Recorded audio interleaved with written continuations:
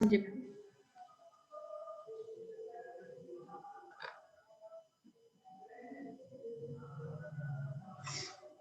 Okay बेटे, I am on page number 119 and we are studying here the methodology that is used by the scientist for the human genome project. ठीक है बेटे, two methods that are used by the scientist at that time. What is the first one? The first method is known as express sequence tags. ठीक है, and what is the second method? The second method is known as sequence annotation. Okay बेटे, what is the special thing about that? So here what he said, that in the method express sequence tagged, what the scientist they have done, तो कहते हैं कि scientists they have chosen the messenger RNA. ठीक है, उन्होंने क्या किया, उन्होंने messenger RNA जो है उसको यहाँ पे select किया, and what they said कि messenger RNA which has already undergone processing, it has only exons, ठीक है, which are the coding sequences, and introns they are removed during the process of splicing. ठीक है, तो why we have to go for a lengthy procedure?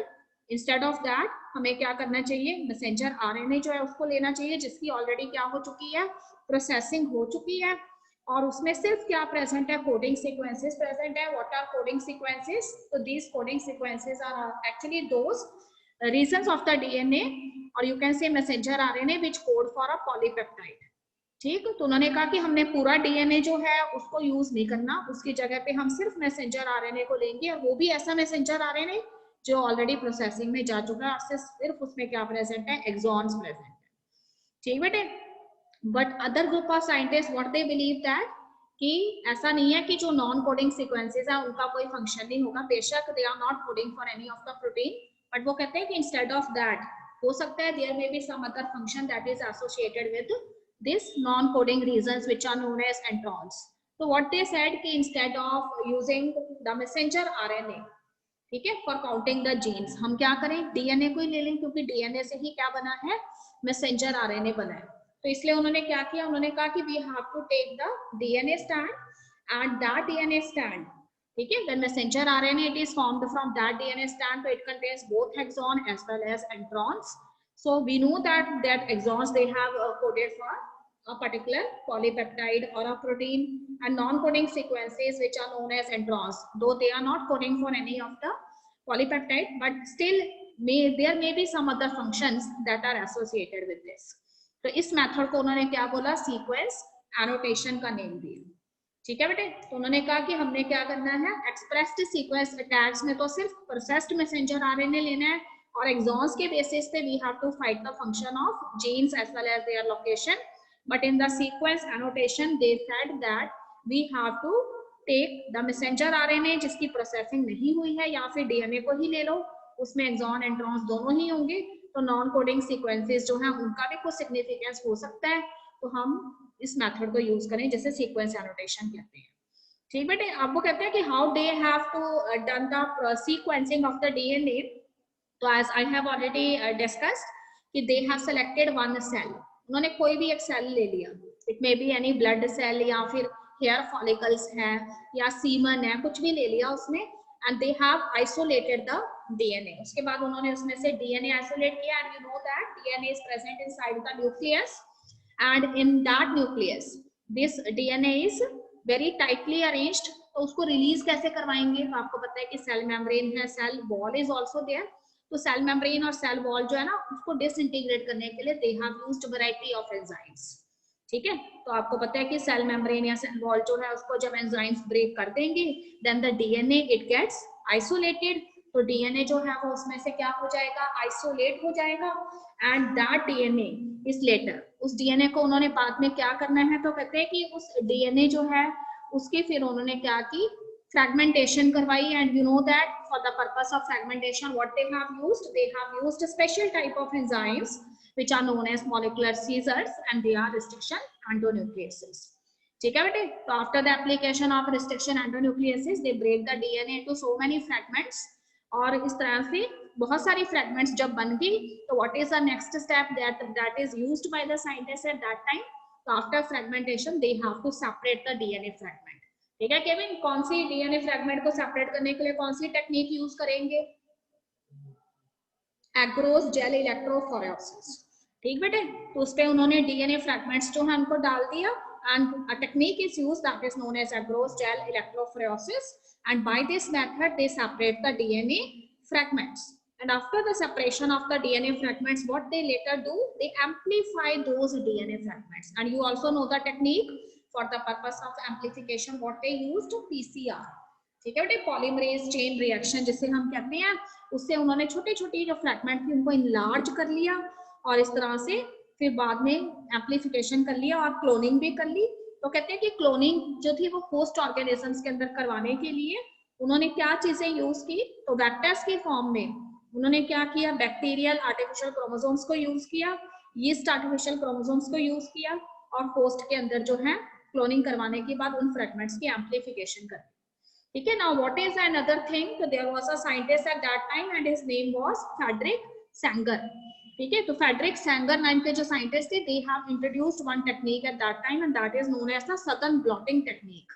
ठीक है, तो Southern blotting technique में what Sanger did, Sanger ने क्या किया हुआ था, Sanger has made some automated sequencers. DNA को स्टडी करके उसने पहले से ही डीएनए के कुछ ऑटोमेटेड रेफरेंसेस बनाए हुए थे, तो जो हमारी फ्रैगमेंट्स थी ना उनको उन ऑटोमेटेड सीक्वेंसर्स के ऊपर रखा गया। and you know that the DNA fragment they have complementary basis and they comes in contact with those automated sequences, so those fragments which have complementary basis to the respective automated sequences they gets bind with them, तो वो उसके साथ bind हो गई। अब देखो जो भी हमारा डीएनए फ्रैगमेंट्स है उनको हमने यहाँ पे क्या बनाया हुआ है, रेडियो एक्टिव बनाया हुआ है। तो हमने देखा कि कहाँ कहाँ पे बाइंडिंग हुई है, तो क्योंकि जो हमारे डीएनए फ्रैगमेंट्स थे they are the radioactive DNA fragments, तो इसलिए वो कहते हैं कि जो रेडियो एक्टिव डीएनए फ्रैगमेंट्स थी वो कहाँ पे जाके बाइंड हुई हैं, ऑटोमेटेड सीक्वेंसर्स पे। That regions can be highlighted when we use the X-ray rays for this purpose. ठीक है, the technique is known as autoradiography. तो वो रीजंस हाईलाइट हो गए कि ये वाला हमारा डीएनए फ्रैगमेंट किस जगह पे बाइंड हुआ है, ऑटोमेटेड सीक्वेंसर में, एंड ये इस जगह पे बाइंड हुआ है। तो इससे हमें क्या पता लगा, जीन्स की लोकेशन पता लगी, क्योंकि ऑटोमेटेड सीक्वेंसर्स जो थे उनमें जीन्स की लोकेशन पहले से ही नोन थी, और जो हमारी फ्रैगमेंट थी वो जिस जगह पे बाइंड हुई हमें पता लग गया कि ये 6 नंबर वाला जीन है या 7 नंबर वाला है, किस क्रोमोसोम से रिलेटेड है। ठीक बेटे, तो on the basis of this Sanger method they have find out the location of the genes, and when the location of a particular gene is searched by these scientists, what is the next step they did, तो उन्होंने क्या किया, उस particular gene को ना वहां से हटा दिया, they removed that particular gene। ठीक, when they removed this particular gene then you know that each gene is responsible for the synthesis of one protein। ठीक है, तो जब हम उस जीन को हटा देंगे तो that protein is not produced in the body, so what happened when this protein is not produced in the body, then वो कहते हैं the respective enzyme will also not produced and the chemical reaction will not takes place। तो chemical reaction भी नहीं हुई and body में कोई ना कोई disorder create हो गया, genetic disorder। तो उनको पता लग गया कि so and so gene is performing this and this function in the body। तो in this way they have find out the functions also।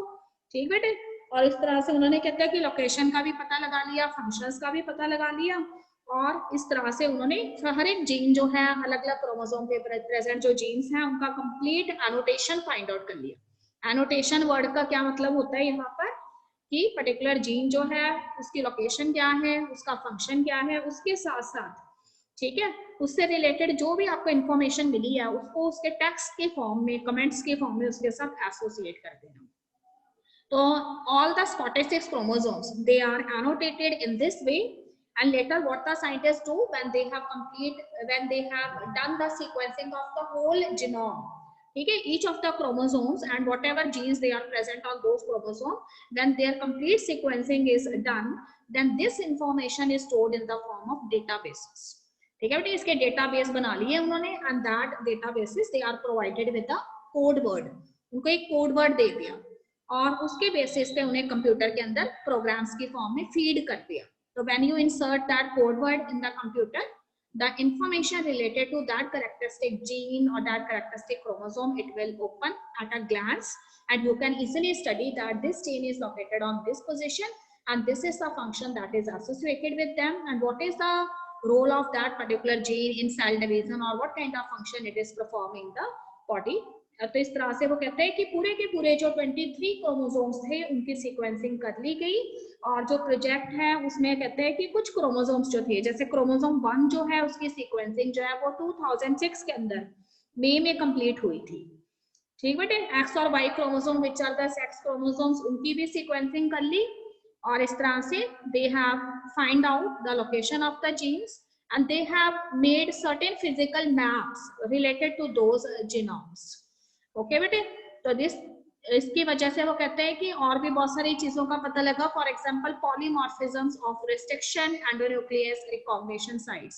ठीक है, आपको पता है कि रिस्ट्रिक्शन एंडोन्यूक्लियस एंजाइम जो है वो पैलिंड्रोमिक सीक्वेंसेस को चूज करता है एंड कटिंग उसके बेसिस पे करता है। तो कहते हैं कि रिस्ट्रिक्शन एंडोन्यूक्लियस एंजाइम जो है ना उसकी एक्टिविटी के बारे में भी काफी कुछ पता लगा। ठीक बेटे, और इसके अलावा साइंटिस्ट जो है when they are doing the sequencing of this human genome, then scientists they have also find out certain reasons in the DNA where some bases they are repeating thousands of times, and such stretch of the DNA is known as the repetitive DNA. ठीक है, तो जब वो sequencing उन्होंने की उस दौरान उन्हें कुछ डीएनए के ऐसे रीजंस मिले जहां पे कुछ ऐसे बेसिस प्रेजेंट थे जो कि क्या कर रहे थे, अगेन एंड अगेन जो है अपने आप को रिपीट कर रहे थे, and such type of DNAs they are known as the repetitive DNAs. Okay beta, so in this way they have done the sequencing of genome. Okay, now Nidhi, it is clear? Yes ma'am, clear. Okay beta, now we are on page number 120 and the topic is salient features of the human genome. ठीक है, you have to learn all the salient features. So what are the important salient features of the human genome? तो कहते हैं कि this human genome it contains 3164.7 million nucleotide bases.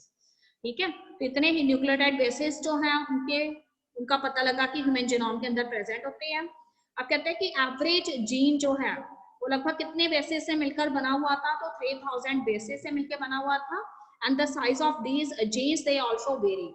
ठीक है, हर एक gene जो है उसका साइज भी वेरी कर रहा था, और कहते हैं कि सबसे जो लार्जेस्ट ह्यूमन जीन था, what is that gene? That gene is dystrophin, और उसमें कितने बेसिस थे? 2.4 मिलियन बेसिस थे इस जीन के अंदर, इसलिए उसको सीक्वेंस करने में काफी टाइम लगा। फिर कहते हैं the total number of genes which is estimated, ठीक है, कितने का एस्टिमेट जो है वो लगाया गया था? 30,000 का। ठीक है, much lower than previous estimate of 80,000 to 1,40,000 genes. Initially scientists thought that the number of genes should be at large, तो कितना होना चाहिए? 80,000 से 1,40,000 जीन्स होने चाहिए, पर जब उन्होंने कहता है कि सीक्वेंसिंग की तो उन्हें पता लगा कि लगभग हमारे पास कितने जीन्स हैं? 30,000 के आसपास जीन्स हैं।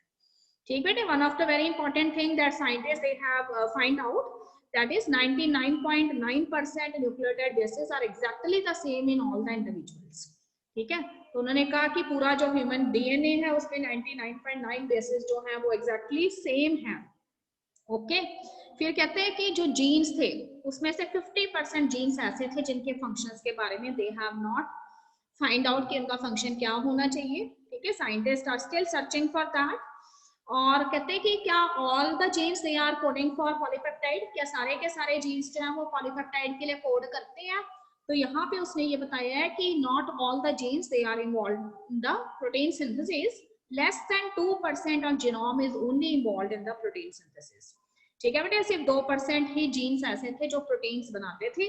And one very important thing is they have find out some important DNA structures where they found some special type of bases that are repeated thousands or hundreds of times again and again, and such repetitive sequences they are making large portion of the human genome. ठीक है, उन्होंने ये देखा कि human DNA जो है उसके अंदर कुछ ऐसे रीजंस हैं जहाँ पे रेपिटेटिव बेसिस हैं और ये बहुत बड़े नंबर पे एक दूसरे को रिपीट करते हैं। कैसे? जैसे ATG ऐसे थाउजेंड्स ऑफ टाइम ATG आ रहा है, तो इस तरह के डीएनए के जो स्पेशल रीजंस थे ना उसको उन्होंने रेपिटेटिव डीएनए का नेम दिया। ठीक बेटे, फिर कहते हैं कि रेपिटेटिव डीएनए जो है उसमें 1000 और हंड्रेड्स ऑफ टाइम बेसिस जो रिपीट होते थे, और ज्यादातर ये रेपिटेटिव डीएनए जो है, ठीक है, उनको देखा कहाँ गया? तो आपको पता है कि जब डीएनए में से आरएनए बनता है ना, तो मैसेंजर आरएनए की जब तक प्रोसेसिंग नहीं हुई होती तब तक उसमें एंट्रॉन्स और एक्सॉन दोनों होते हैं।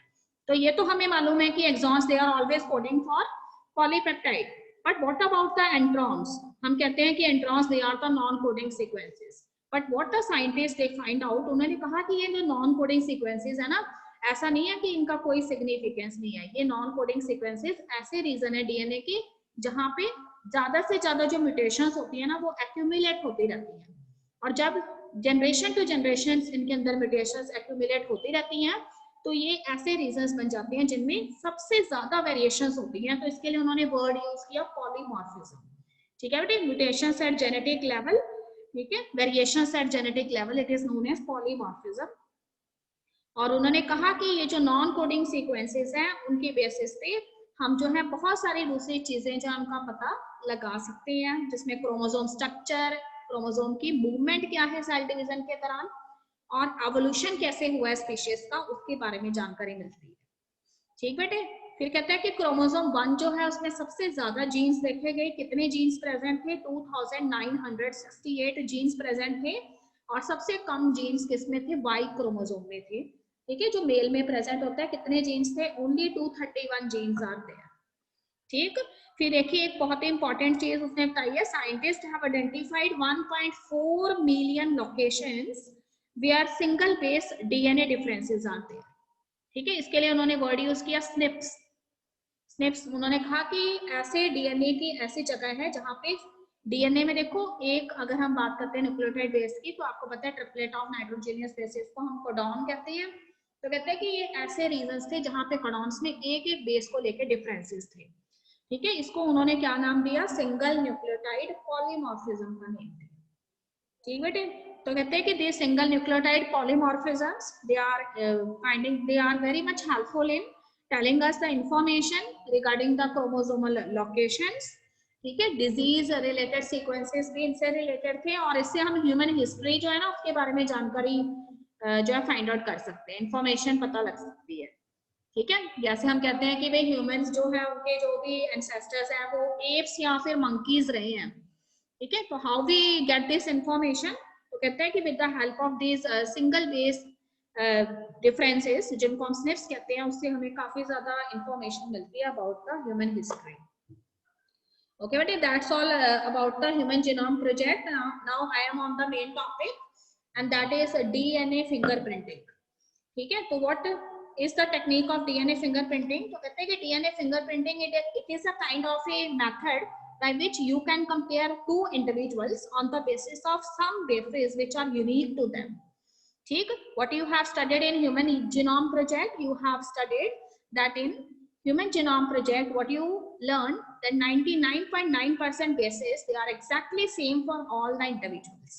ठीक है, तो what the scientists said that there may be few bases which are not similar to every individual and they are unique to that particular person. So instead of हर बार वो कहते हैं कि हमने पूरा का पूरा genome जो लेते हैं तो that can be considered as a lengthy procedure. So whenever we have to compare the two individuals, then instead of finding out the whole genome, okay, we have to compare those regions which are unique to a particular person, because those regions they are exactly the regions of variations. ठीक है, तो कहते हैं कि अगर human के अंदर कितने क्रोमोसोम है, ह्यूमन के अंदर 23 पेयर ऑफ क्रोमोसोम हैं, तो फिर हर एक इंडिविजुअल जो है उसके हर एक क्रोमोसोम के अंदर कुछ स्पेसिफिक बेसिस जो हैं वो सिर्फ उस इंडिविजुअल के ही होंगे, यूनिक होंगे, और दूसरे इंडिविजुअल्स में वो उससे क्या करेंगे, वेरी करेंगे। ठीक बेटे, तो इन्होंने कहा कि हम पूरा का पूरा जीनोम जो है उसको हर बार कंपेयर नहीं करेंगे, हम सिर्फ उन्हीं बेसिस को कंपेयर करेंगे जिनमें क्या है, डिफरेंसेस है। ठीक है, तो फर्स्ट पैराग्राफ में आपको उसने यही बताया हुआ है कि 3 to 10 raised to power 9 base pairs they are exactly same in all the individuals, but few bases they are not similar in every individuals. So we have to analyze those bases, and on the basis of this we can easily compare the variations that are present in every individual. ठीक है, तो कहते हैं कि what is the main basis of this technique? So DNA fingerprinting, it actually involves identifying the differences in some specific regions in the DNA sequences which are known as the repetitive DNA. ठीक है बेटे, as we have learned in Human Genome Project that there are specific stretches of DNA where some of the bases they are repeating again and again in thousands or hundreds of times. So these short stretches of the DNA where the repetitive bases are present, they are actually known as the repetitive DNAs. तो उन्होंने कहा कि ये repetitive DNA जो है ना, वो बड़ा जो होल जीनोम है उसका एक छोटा सा पार्ट है, पर इनके अंदर ऐसे बेसिस प्रेजेंट है पर क्रोमोसोम में जो अगेन एंड अगेन अपने आप को क्या करते हैं, रिपीट करते हैं। और ये रेपिटेशन जो है वो 100 टाइम्स भी हो सकता है और 1000 टाइम्स भी हो सकता है। तो अगर मैं बात करती हूँ कि I am talking about my DNA and I am talking about Kevin's DNA, ठीक है, both of us have 22 chromosome, but what I said कि if I am comparing my first chromosome with Kevin's chromosome, then this means that I have a different type of repetitive DNA as compared to him.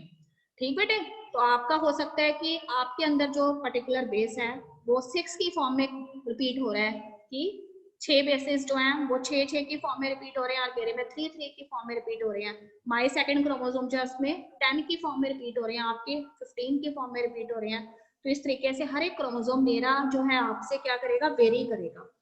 ठीक बेटे, for this procedure what they have done, they have used one technique and that is known as centrifugation. ठीक है, तो centrifugation जो है उसके अंदर उन्होंने होल जीनोम जो है उसको डाल दिया, and what they find out when they done the centrifugation, they find out that 2 sediments are formed. One is the sediment that contains the heavy DNA and another is the segment that contains the light DNA. As you know that the technique of centrifugation is based on density separation. ठीक है, density के basis पे separation होता है। तो उनको एक ऐसा सेडिमेंट मिला जिसमें हैवी डीएनए था, उसको उन्होंने क्या नाम दिया, बल्क जीनोमिक डीएनए का नाम दिया। और जो लाइट डेंसिटी वाला डीएनए था सेंट्रीफ्यूगेशन में, वो उसको उन्होंने क्या नेम दिया, सैटेलाइट डीएनए का नेम दिया। ठीक है बेटे, तो उन्होंने कहा कि जब हम सेंट्रीफ्यूगेशन टेक्निक जो है इसको अडॉप्ट करते हैं तो हमें 2 पीक्स मिलती हैं। बड़ी पीक जो है वो हमेशा बल्क डीएनए की होती है and the small peak is always of the satellite DNA. Okay बेटे, and later they have find out that this DNAs, ठीक है, जिसे हम सैटेलाइट डीएनए कहते हैं, उसका भी फर्दर अगर हम जो है डिवाइड करें उसको, तो उसमें भी हमें 2 कैटेगरीज नजर आती है। One is of the microsatellites and other is of the mini satellites. तो उन्होंने कहा कि ये सैटेलाइट डीएनए जो है ना, ये एक्चुअली ह्यूमन जीनोम का वो वाला पार्ट है जो हर एक इंडिविजुअल का यूनिक है, और जो बल्क जीनोमिक डीएनए है वो सभी इंडिविजुअल्स में कैसा होता है, सेम होता है। ठीक बेटे, आप समझ गए। अब हम सिर्फ बात कर रहे हैं सैटेलाइट डीएनए की। तो उन्होंने कहा कि सैटेलाइट डीएनए में, you know that satellite DNA is a type of A repetitive DNA, but on the basis, ठीक है, कि उसके अंदर कितने बेसिस प्रेजेंट हैं और कितने टाइम्स रिपीट होते हैं, उसके बेसिस पे we have divided the satellite DNA into 2 categories. One is microsatellite and other is mini satellites. तो हमेशा याद रखिए कि microsatellite is that type of satellite DNA or repetitive DNA where the base pairs they are actually repeating in thousands of time. ठीक है, जबकि mini satellite जो है वो रेपिटेटिव डीएनए का वो पार्ट है जिसके अंदर बेसिस जो है वो हंड्रेड्स ऑफ टाइम रिपीट होते हैं, 10 से लेके हंड्रेड्स ऑफ टाइम रिपीट होते हैं। और जो माइक्रो सैटेलाइट है उसमें बेसिस कैसे रिपीट होते हैं, 100 से लेके थाउजेंड्स ऑफ टाइम रिपीट होते हैं। ठीक बेटे, तो हर एक क्रोमोसोम पे ये मिनी और माइक्रो सैटेलाइट जो है वो हर एक इंडिविजुअल के वेरी करेंगे। तो इसके बेसिस पे उन्होंने ये कहा कि एक्चुअली जो रेपिटेटिव डीएनए होता है ना, वो डीएनए का वो पोर्शन होता है जहां पे हाई डिग्री ऑफ पॉलीमॉर्फिज्म पाया जाता है। ठीक है, तो पॉलीमॉर्फिज्म वर्ड का एक्चुअल मीनिंग क्या है, variations at genetic level. As I have already told you that we as a human have 2 types of cells. One is the vegetative cells, ठीक है, and another one is the germ cells. And you know that germ cells are also known as the reproductive cells. तो कहते हैं कि whenever mutations occur, ठीक है, तो अगर म्यूटेशंस जो है वो वेजिटेटिव सेल्स में होती हैं, तो आपने पिछले साल जो है 10th क्लास में आपने एक चीज पढ़ी थी कि if the particular mutation it takes place in the vegetative cells, then those mutations cannot pass from generation to generation. ठीक है, but if the mutations they are occurring in the germ cells or the reproductive cells, then these mutations they later passed from one generation to another generation. ठीक, and one thing you have also studied कि जब भी DNA में से messenger RNA बनता है या eukaryotic organism, it always contain exons and introns, and you know that exons they are always coded for a polypeptide, but introns they are the non-coding sequences. तो यहाँ पे आपने एक चीज याद रखनी है, और वो चीज ये है कि when the mutation it takes place in the introns, which are the non-coding sequences, then these mutations they keeps on accumulating in these introns, ठीक बेटे, तो एक जनरेशन से दूसरी जनरेशन में ये म्यूटेशंस जो आगे से आगे क्या होती रहेंगी, एक्यूमुलेट होती रहेंगी। इसका मतलब डीएनए के जो नॉन कोडिंग सीक्वेंसेस है which are known as introns, वो ऐसे रीजंस बन जाएंगे डीएनए की जहां पे मैक्सिमम क्या है, पॉलीमॉर्फिज्म है। ओके बेटे, तो साइंटिस्ट ने ये बताया कि हमने इन्हीं रीजंस को कंपेयर करना है, क्योंकि हर एक इंडिविजुअल के ये जो रीजंस हैं जिन्हें हम नॉन कोडिंग रीजंस कहते हैं, यही एक्चुअली वो रीजंस हैं जहां पे maximum repetitive DNA is present. ठीक बेटे, तो उन्होंने कहा कि ये बहुत ज्यादा पार्ट को ऑक्यूपाई नहीं करते ह्यूमन डीएनए के, ये सिर्फ 1 और 2% पार्ट को ही ऑक्यूपाई करते हैं। तो we have to compare this specific type of regions, और इनको उन्होंने क्या नेम दिया, तो कहते हैं कि इनको उन्होंने नेम दिया variable number of tandem repeats का, जिसमें कुछ बेसिस एक स्पेसिफिक सीक्वेंस में अगेन एंड अगेन रिपीट हो रहे थे। ठीक, the technique was first introduced by the scientist Alec Jeffrey, and what he did, तो उन्होंने कहा he has selected the DNA which is known as satellite DNA, or you can say satellite DNA is also a kind of a repetitive DNA। ठीक बेटे, बाकी सारा genome उन्होंने छोड़ दिया, बल्क जीनोम को छोड़ दिया, सिर्फ सैटेलाइट डीएनए को चुना। और सैटेलाइट डीएनए जो है उन्होंने कहा कि ये ऐसा रेपिटेटिव डीएनए है जिसमें high degree of polymorphism present है, और उसको BNTR का नेम दिया। What is the technique that is devised bye the scientist, उसमें कुछ स्टेप्स आते हैं। सबसे पहले साइंटिस्ट जो उन्होंने क्या किया, डीएनए को आइसोलेट किया, आइसोलेट करके उसकी फ्रेगमेंटेशंस करवा लिए by using restriction endonuclease enzyme, and after fragmentation they have to separate these fragment by using the technique agarose gel electrophoresis। यहाँ तक सभी बच्चों को मालूम है। अब वो कहता है कि after electrophoresis what they did, देखो सारी फ्रेगमेंट्स डीएनए की जब सेपरेट हो गई हैं तो उसके बाद उन्होंने उसकी शिफ्ट किया, उसको ट्रांसफर किया। ट्रांसफर किसके ऊपर किया, नाइट्रोसेलुलोज से बने हुए फिल्टर्स के ऊपर ट्रांसफर किया। ठीक है, तो ये जो फिल्टर्स थे इनके ऊपर जो डीएनए की सेपरेटेड फ्रेगमेंट्स थी उनको इन्होंने ट्रांसफर कर दिया। जैसे हम एक पर्टिकुलर यूटेंसिल में से दूसरे यूटेंसिल में कोई चीज शिफ्ट करते हैं, ठीक उसी तरीके से। ठीक बेटे, अब वो कहता है कि मेन जो इसका जो डीएनए फिंगरप्रिंटिंग है, what is the aim of this technique, the aim of this technique is actually to find out the victim. ठीक है, विक्टिम या सस्पेक्ट जो है उसके बारे में पता लगाना है। ठीक है, विक्टिम तो वो पर्सन होगा जिसके साथ क्या हुआ है, कोई क्राइम हुआ है। तो क्राइम जो है किसने किया है हमने ये पता लगाना है कि हु इज द क्रिमिनल। तो इन दैट सिचुएशन, ठीक है, कहते हैं कि क्रिमिनल जो है वो हमेशा क्या कोशिश करता है कि he always tries कि वो क्या करे कि सारे के सारे जो एविडेंस है उनको खत्म कर दे। ठीक है, but DNA fingerprinting is a very advanced type of technique.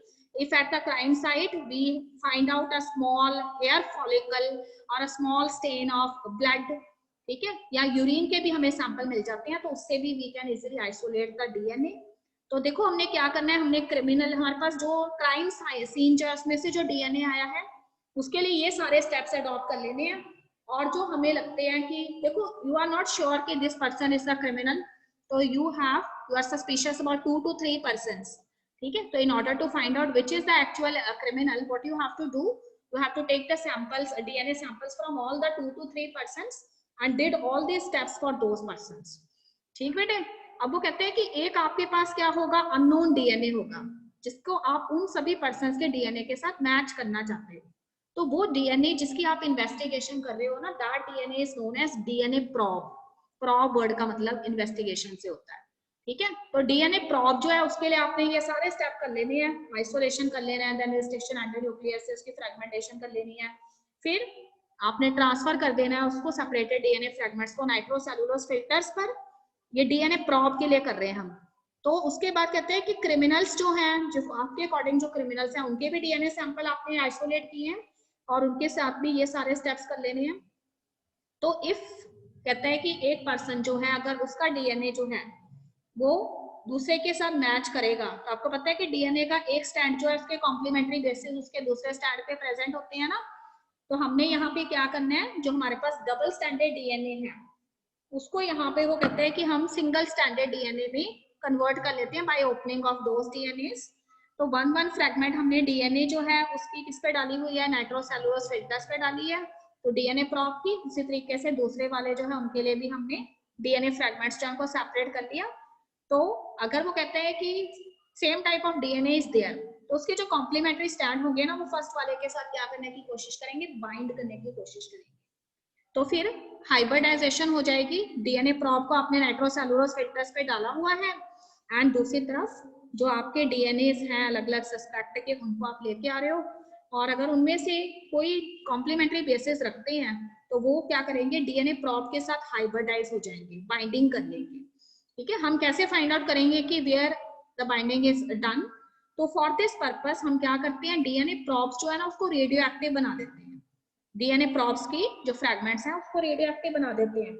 तो उसके बाद वो कहते हैं कि जब बाइंडिंग हो जाती है तो वो रेडियो एक्टिव रीजन्स जो हैं जब आप उसके ऊपर एक्सरे फॉल करवाते हो तो वो क्या करने लगते हैं, हाईलाइट होने लग जाते हैं।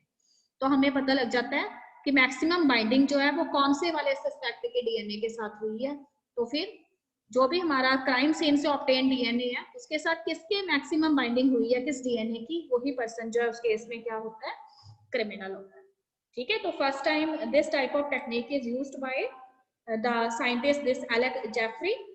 इन्होंने जो है लैनचेस्टर यूनिवर्सिटी जो है उसके अंदर जो है इसको फर्स्ट टाइम इंट्रोड्यूस किया था, और this technique was first used for solving the case of 2 girls who were murdered as well as raped by some unknown person. For this इसको केस को सॉर्ट आउट करने के लिए ये टेक्निक फर्स्ट टाइम इंट्रोड्यूस की गई थी। ठीक है बेटा, later this technique is also used to find out the cases of disputed parentage.